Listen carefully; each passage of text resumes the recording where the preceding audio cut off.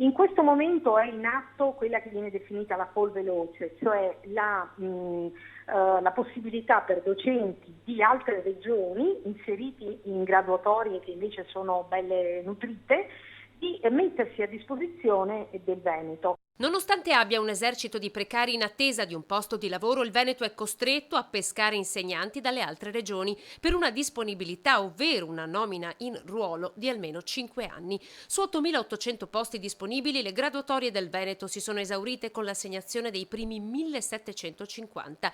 Gli altri posti, a 2 settimane dall'inizio delle lezioni, sono ancora vacanti. Sicuramente non riusciremo a coprire i posti di sostegno, che sono 3.000 circa, solo da nomina in ruolo. Perché? Perché gli specializzati sono una merce rarissima. 14.000 supplenze in tutto, i posti saranno assegnati dunque a insegnanti con contratti annuali. Impossibile ad oggi, spiega la direttrice dell'ufficio scolastico regionale, chiarire anche quanti siano gli insegnanti che hanno chiesto l'esonero, ma c'è un dato di media. Una scuola che ha un corpo docenti di un centinaio di docenti, quindi una scuola medio grande e una trentina di personale non docente, possono essere 3-4 quelli che hanno chiesto.